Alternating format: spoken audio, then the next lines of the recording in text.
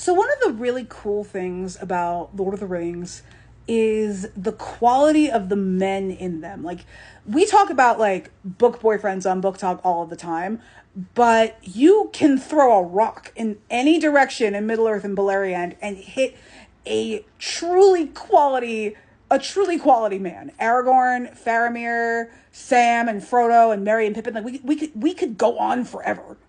And it just goes to show that Tolkien had this idea of masculinity and of manhood and of romance and of romantic relationships between men and women that were both incredibly enlightened and probably ahead of their time.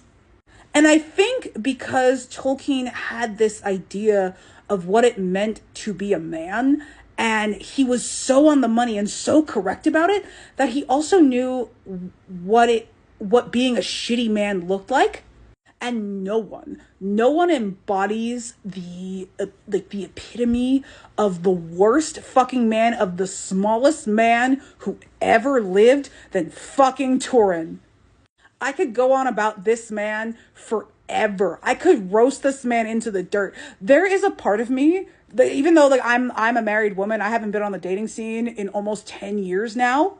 There is a part of me that wants to write like a dating book based on the Lord of the Rings and being like, these are the qualities of man that you can look for. And like, this is what a shitty man looks like. This is what a good man looks like. And Turin would be like half of the fucking examples of what it is to be the worst fucking man. Like Alexa, play the smallest man who ever lived. You should know I actually turned on my Alexa by saying that. That being said, like, I'm going to keep this very brief because this could be easily one of those like multiple 10-minute long videos if I completely roast this man the way that I want to. But to keep it simple, I think what Findulius saw in Turin is the kind of like the dream of a world-shattering kind of love. Like, you got to think about the time period. Like, if I remember correctly, Turin was born in the same year that Beren stumbled into Doriath and ran into Luthien. So this, like, the Lay of Luthien is still very fresh in people's minds. And Findulius would have looked at, you know, the version of Turin that showed up in Nargothrond, like the Mormugil.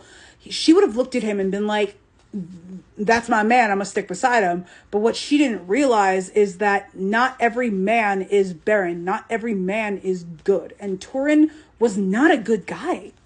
Like, before Findulius meets him, like, he had just come off of killing Beleg Strongbow. Like, Beleg, I'm trying to use my new, like, Italian accent hack for the Elvish language. Like, Beleg, good Italian. Anyway, Turin had just killed him, and he and Findulius's fiance, Gwyndor, they buried his body, and they went back to Nargothrond, and Findulius is kind of like, she is both reminded of Beren, probably like, oh shit, like, I could be that elf who falls in love with a man, and we could have that earth-shattering romance that they did. But then she's also being reminded of the elf that she was engaged to. She was engaged to Gwyndor, and Gwyndor was not the same after Angband. So really, Turin has never been Turin to Findulius. He's just like the embodiment of all of her fantasies and everything that like she's projecting onto him. Which, you know, don't do that, girlies. And this would have never worked out because Turin, at this point, was just persona upon persona upon persona, would never take fucking responsibility for his actions. Just the worst sort of man. But also, Findulius was a person, like, with a life before him. Like, he couldn't project any of his bullshit onto her either. That's why the one woman that he does marry is the one with amnesia. That, like, she is just completely an amnesiac, which that does not go well for him. Like, he really didn't deserve, and like, I hate this man, but he did not deserve to go out like that. No, let me fix that. He did deserve to go out like that, but the whole situation around his marriage, I think, was just a little bit too horrible, even for him.